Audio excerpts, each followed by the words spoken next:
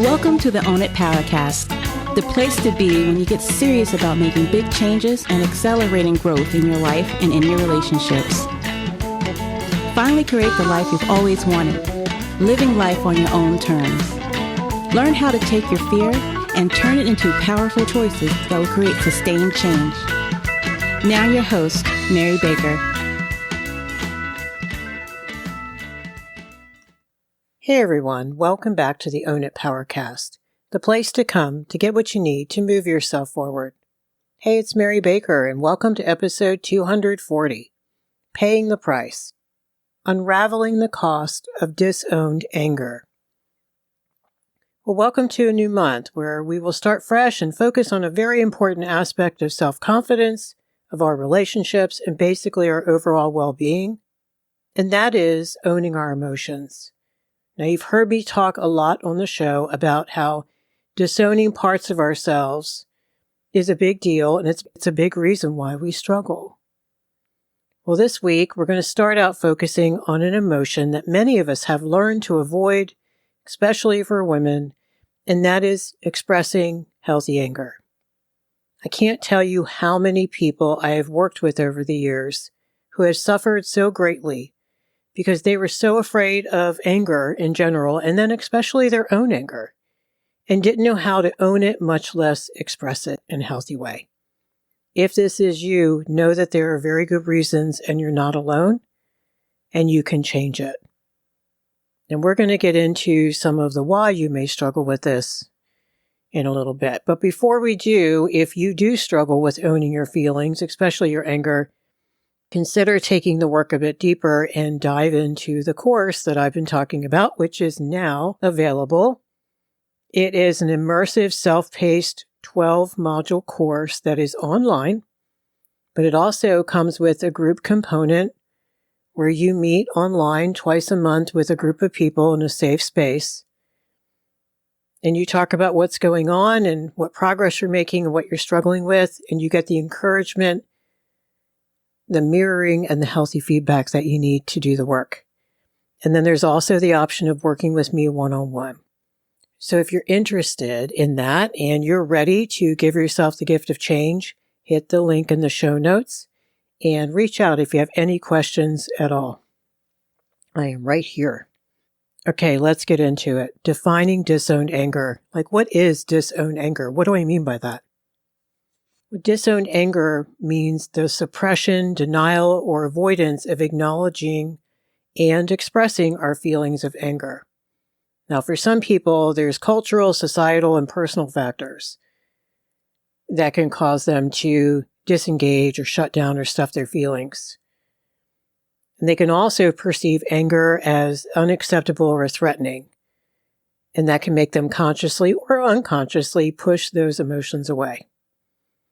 Now, in families, when no one either expresses negative emotions or only a few people are allowed to, like dad, the dynamics and patterns of behavior will really contribute to the development of disowned anger amongst the kids.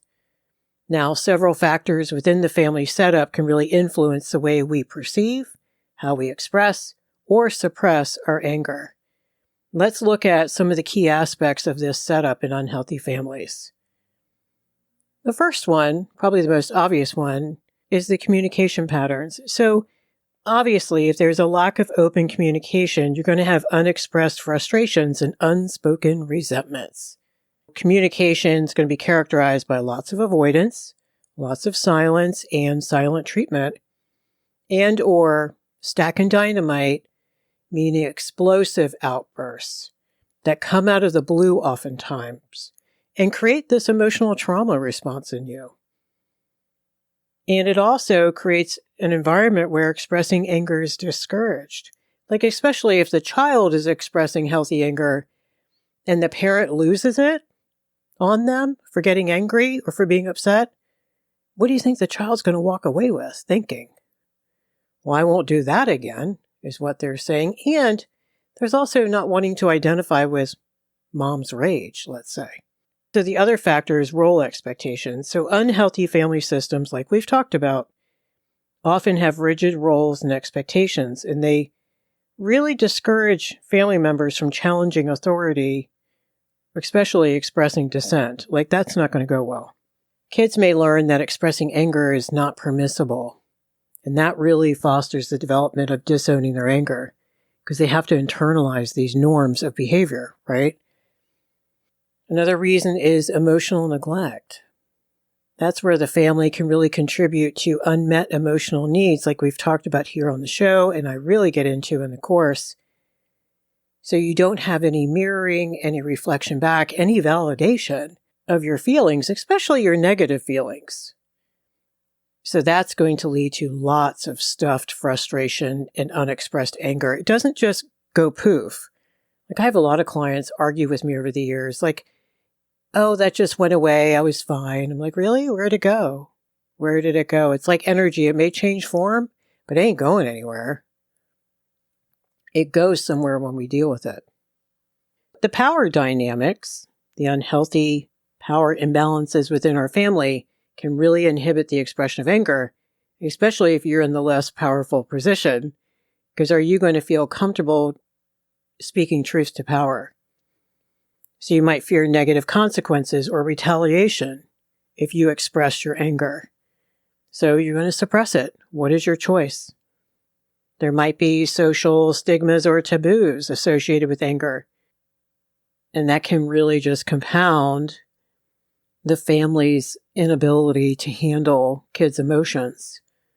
And I've worked with a lot of people over the years who struggle with both. And it makes sense because their parents were obviously influenced by the same culture, if not more strongly than the child.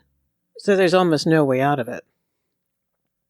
There's the modeling of the behavior. So kids learn by observing the behaviors of their parents and caregivers. Always. So if the adults in the family stuff their anger or express it in very unhealthy ways, kids are going to adopt similar patterns. So here comes the cycle of disowned anger. The dysfunctional patterns. So unhealthy families are going to have, obviously, dysfunctional patterns of behavior. And the big piece is avoidance of conflict, because they can't process anything like that directly. It's too overwhelming. It's too vulnerable. They don't have the tools. Just perpetuates the disowned anger as conflicts remain unresolved. And that creates a lot of trust issues for people in the family as well. It creates a lot of anxiety, PTSD, all the things. So this avoidance can really result in the anger being disowned or disconnected from your conscious awareness. And so how does this play out? Plays out as passive-aggressive behavior. You've heard me say a million times, you're going to leak it out sideways somehow. It's coming out. It's going to manifest somehow. There's going to be a lot of resentment, a lot of misery up in your head ruminating. Basically, you're going to have a hard time assertively expressing your needs and boundaries. Okay? And so that's some of the family setup. They couldn't model it for you, nor could they validate it for you and support you having your own feelings, expressing them as a little kid in healthy ways, or as an adolescent in healthy ways, with an I statement, with some vulnerability underneath of it, or at least coming out in the next breath. Like saying, I'm really pissed. Well, I'm pissed because she let me down and I'm disappointed. Like, anger is the protector feeling. It's never usually the only feeling. There's usually a constellation of feelings. We have anger and we have hurt and we have sadness and we have fear and disappointment. Maybe even self-loathing. Maybe even guilt. And so when you grow up in an unhealthy family where they're not going to be able to handle those feelings, they can't even help you identify yours when you're young and they can't express theirs. You're going to have to find ways to cope. And you're going to have to find indirect ways to express your anger. So leaking it out sideways, passive-aggressive stuff, lots of anxiety. A lot of people get anxious instead of being angry. Especially women struggle with a lot of that. They'll get depressed. That is anger turned inwards lots of times. And you can have tons of somatic issues, tons of physical issues. And hand in hand with this, I want to stop and talk about anger and grief. Anger is such a crucial aspect of the grief process, and we grieve stuff every week, from losing our keys to losing our spouse or parent and everything in between. Grief is not a linear process.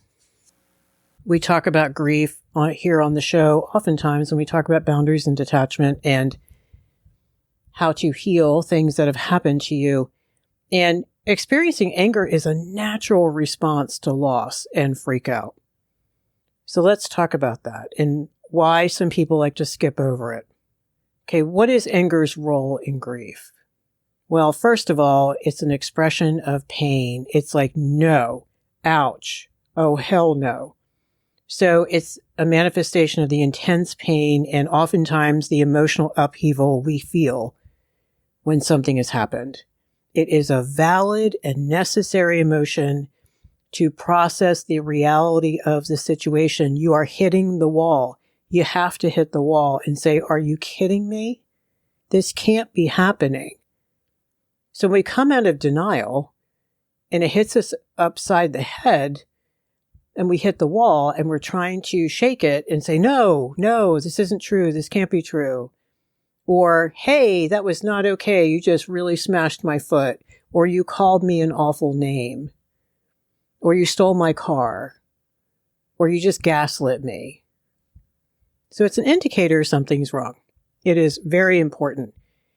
And it comes up especially, again, when we're facing circumstances beyond our control. That's when we hit that wall. I don't like it. I don't like it. I don't like it. So we're grappling with this upheaval.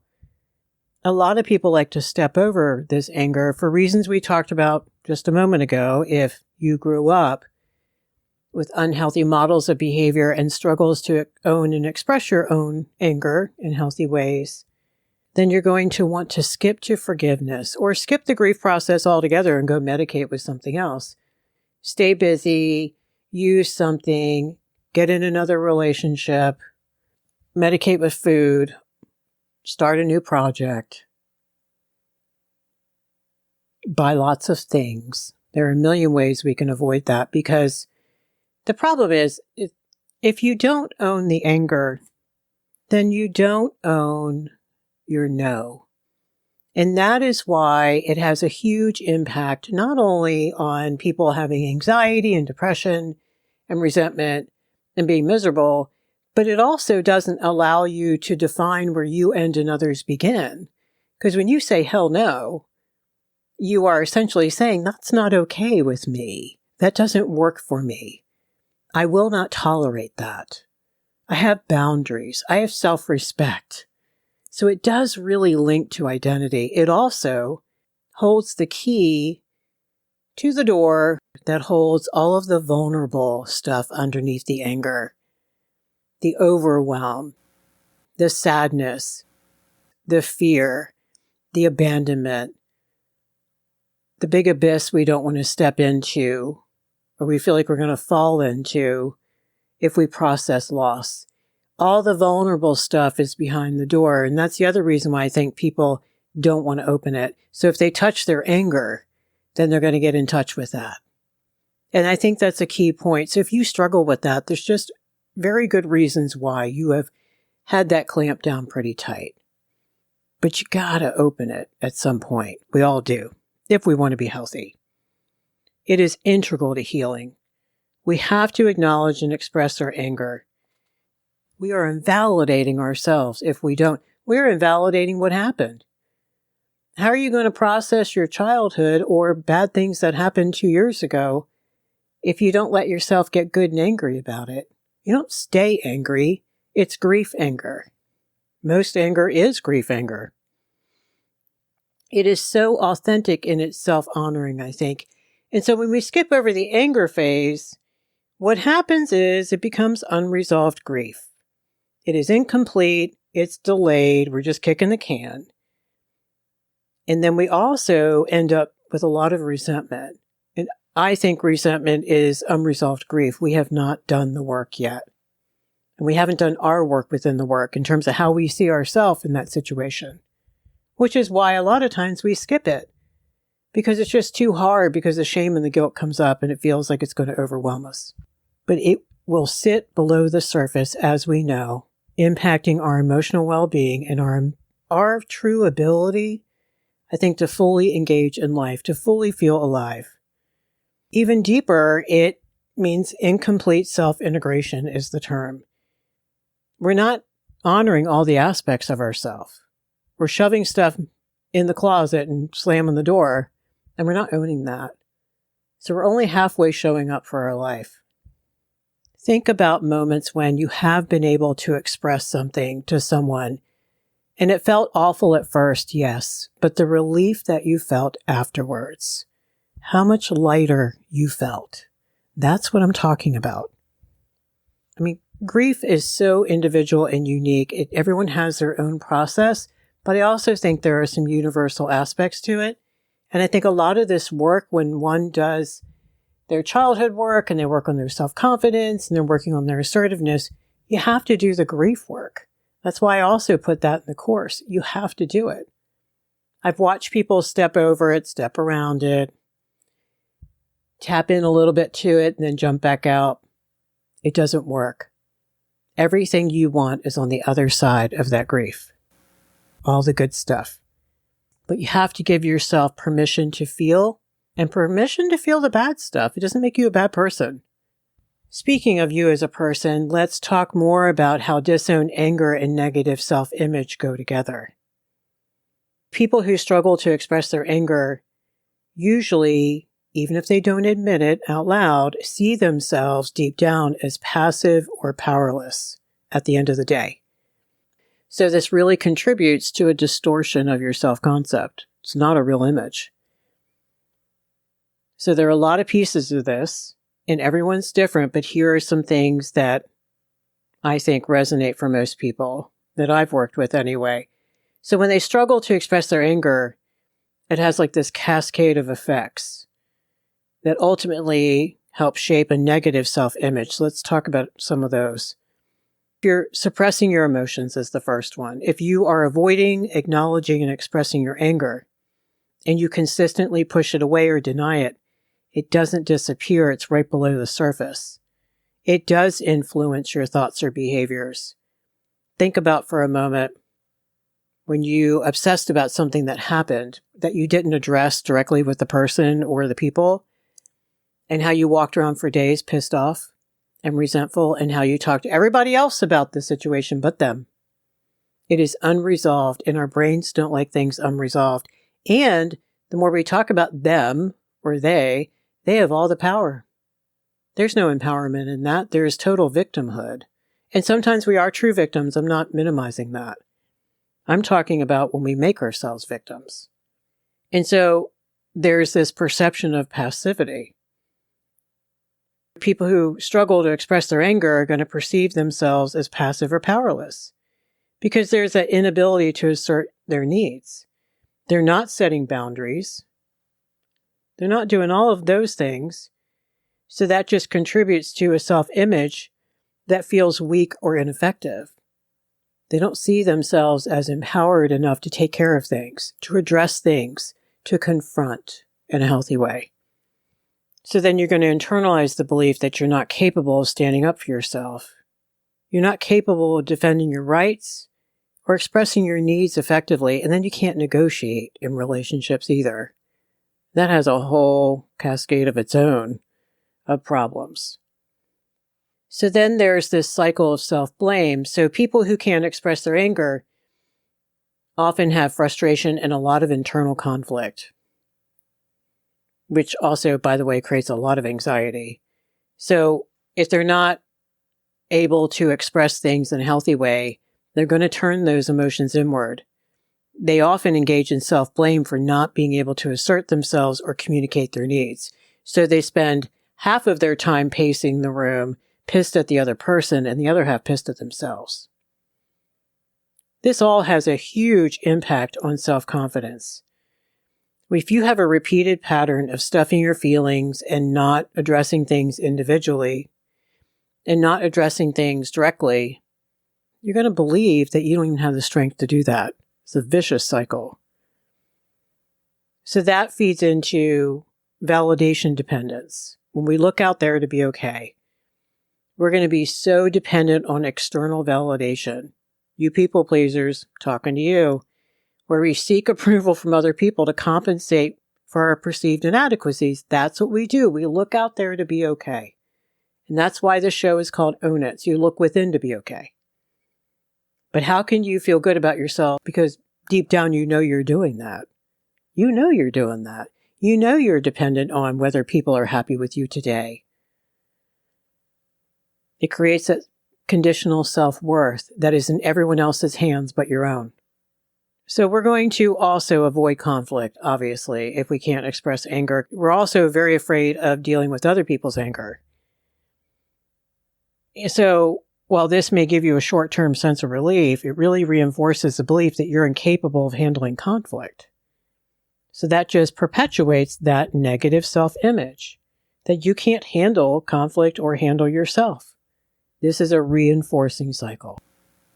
By the time people reach like middle adulthood, they've had a lot of years working on reinforcing this awful, awful negative cycle. And this has a huge impact on our relationships. How could it not? If you can't deal with conflict and you can't express how you feel, how is there not going to be unhealthy conflict? Unhealthy meaning things don't get resolved. There's no heart-to-heart connection. There aren't agreements, there aren't boundaries. As you can see, when we disown our anger, it can really create a profound impact on our sense of power and agency. And it just feeds into this belief that we're powerless in an unhealthy way. There's powerless in a good way where you don't try to change people and things outside of yourself, but I'm talking about powerlessness in terms of internal power. Let's look more at this. So the first one is, usually if you struggle with expressing your anger in healthy ways, you also suppress your personal boundaries. When we consistently avoid expressing our anger, we're going to unintentionally compromise our personal boundaries. Because guess what? The unspoken frustration or resentment is going to erode a sense of self-empowerment. It's really going to make it hard for you to assertively defend your own boundaries. How could you do that? You had to make a choice. Just like people pleasers, they have to make a choice. Either they please the other person or they stand up for themselves or negotiate something in between. There's a big fear of consequences, which also creates this feeling of powerlessness because we're afraid of rejection or conflict associated with expressing anger, which also makes us feel like we don't have power. And then we don't have power to control or influence our environment in healthy ways. What I mean by that is being able to show up to that conversation with your good friend and say, hey, I felt kind of blown off last week and I want to talk to you about it. Or I can't lend you any more money. So all the control is external. That locus is external, out there. All the power is out there where people feel that the external factors, things that happen, have more influence over their lives than their own actions. That is a big statement, and that is a big deal. And people probably would not admit out loud that this is true, but oftentimes that's how they feel. Now you can tell by the way they talk about situations, because you hear the vibe of because of them, because they won't let me, because they won't like it, because they won't do this or that, I can't. As opposed to detachment says, just because they doesn't mean I. Just because they won't get it together doesn't mean I can't. That's why there's that boundary blur there, which feeds into the next one, learned helplessness. What an awful term and what an accurate term. The repeated experience of being unable to express your anger effectively is really going to contribute to a state of learned helplessness, where you come to believe that your efforts to assert yourself or express your needs are futile. Pretty strong stuff, but it's very true. The other thing you're probably going to do, which also creates tons of anxiety, is self-censorship. You're going to hesitate to voice your real opinion or your real need because you're going to fear judgment or rejection or conflict. So this self-imposed limitation is going to make you really censor what you say and how you couch it. That's not being authentic. This all has a huge impact on your decision making because you're going to avoid making choices that involve you asserting yourself or advocating for what you need. Very passive approach to life. Life is acting upon you rather than the other way around. It really hammers your self-worth and your self-confidence and your ability to have healthy relationships because it makes you feel powerless and resentful and anxious and inauthentic. And it takes so much energy, like we've talked about here before, to have a false self out there for what other people need you to be or what you think they need you to be and who you really are on the inside. And a lot of the work that I help people do is integrating those two people. So how do we break this cycle?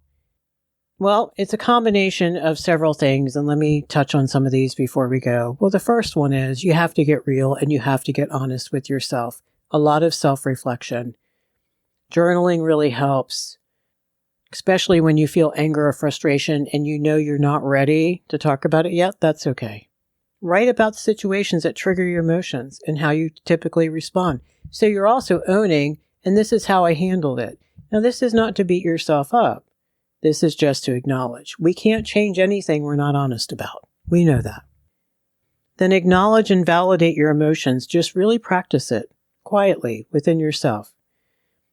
Mindfulness, meditation, or deep breathing can really help you tap in as well, because a lot of times, if you're running from your anger, you're probably also running from yourself as a whole, and you probably stay too busy and too distracted to sit still with yourself. And if you can only do it for 5 minutes a week, that's fine. Start there. Try to validate your feelings, like, no wonder I'm angry. No wonder I'm hurt. Get some assertiveness training. I do a lot of that in the course. Learn how to express your needs and boundaries in a clear, respectful manner.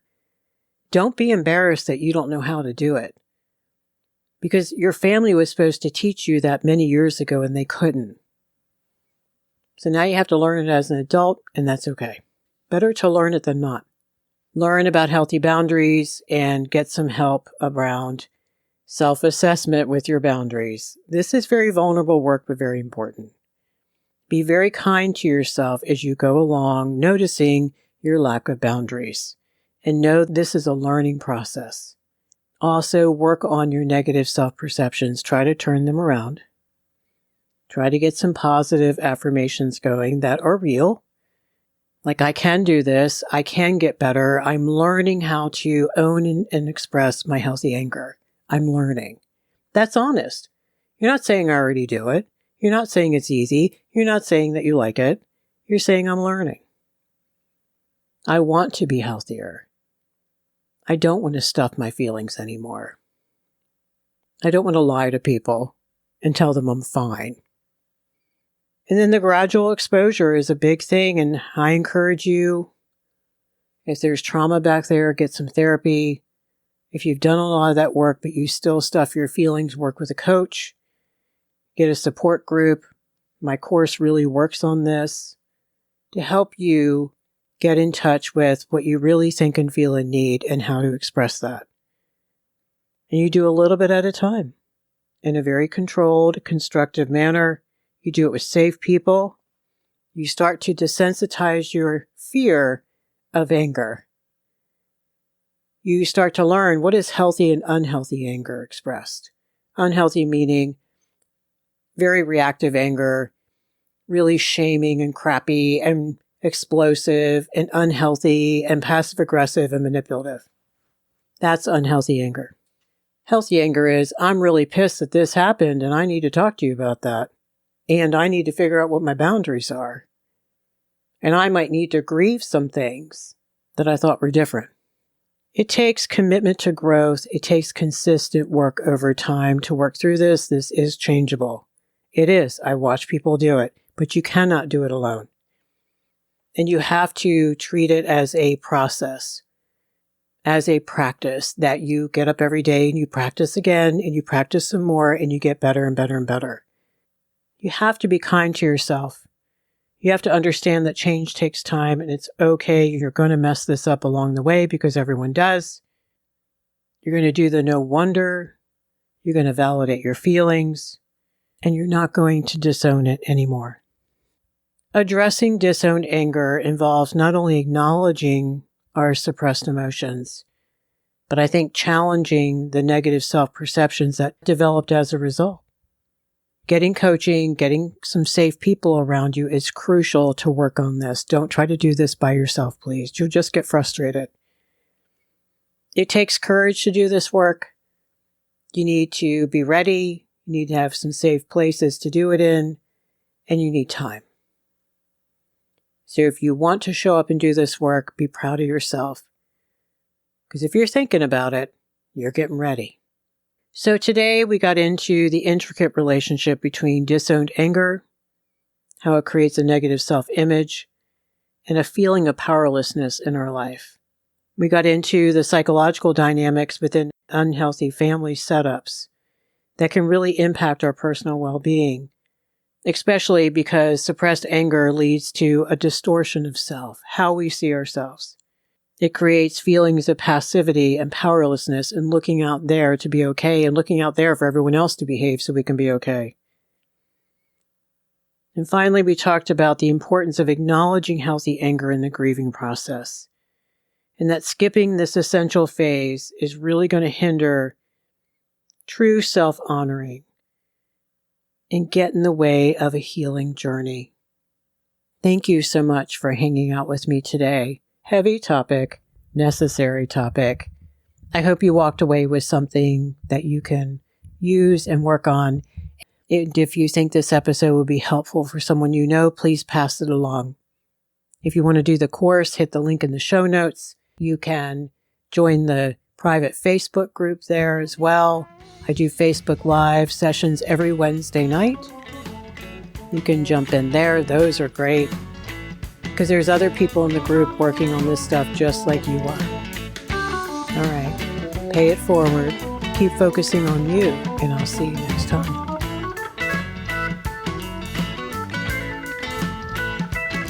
We hope you took away some useful insights and tools you can begin using right away. If you did, please leave a positive review and share on your social media. Because could you imagine if everyone in your life really got it together? Remember, own it now, so you can really own it later.